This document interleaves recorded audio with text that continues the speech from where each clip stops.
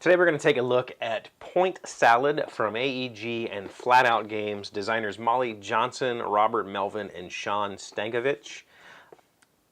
Go buy this game right now. I could just stop the review right there, and I'm dead serious when I say it. I can highly recommend this game. On the box it says 14 and up, 15 to 30 minutes, 2 to 6 players. I would say you could teach this game to much younger than 14. I would even say probably 10.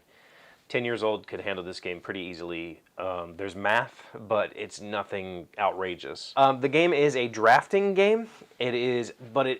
Unlike a lot of other drafting games, it's a perfect information draft. It's wide open. You essentially have some vegetables that score you points, and you have point cards, which tell you how to score points. And they are the same cards. They're double-sided.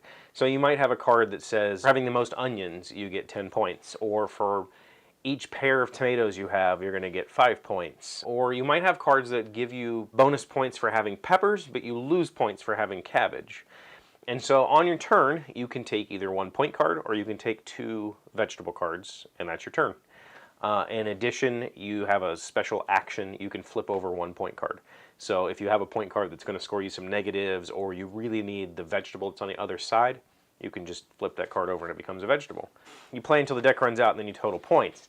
And it's tight. The 15 to 30 minute time frame is like a full game. In the box you get like 100 and something cards, and you're supposed to split it up into multiple decks essentially based on how many players there are. Say with 2 players there's 6 of each vegetable.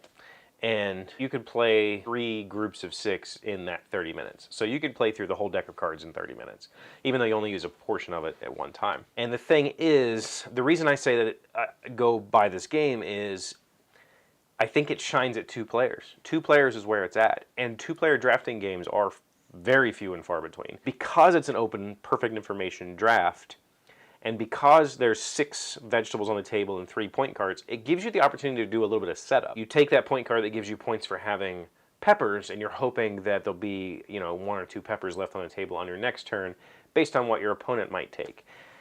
When you're playing with multiple players, the game changes because you can't see what's available. Like, knowing that with those 6 cards, when you're playing with 2 players, at most 2 of them are going to go away. And you're still going to have 4 of those cards out there on your turn. When you're playing with multiple players, every time it becomes your turn, all the cards have already changed. Like, you have no clue what's coming, so you can't really pre-plan all that well. All you can do is say, well, there's 5 cabbages left in the deck. I hope I can get at least 1 or 2 of them to, fill out these cards. From what I can tell, this is the first game from these 3 designers, and it plays great. I've seen it compared to Sushi Go, and I can't even begin to understand how that association is made. I mean, it has food and drafting, a type of drafting, but it's a completely different game. In this game, you're not drafting a set that is defined. You're drafting the cards that score you points on top of drafting the cards that fulfill those points. It's super slick. It plays really well. I'm really happy that I picked it up, and I can't say enough good about it. Point Salad, AEG. Go pick it up. I think it's like 20 bucks. Thank you so much for watching this video. If you like what I'm doing here, it would mean the world to me if you subscribe to the channel.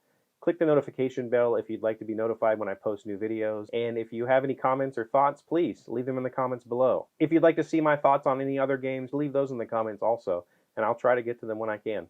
I appreciate you. See you next time.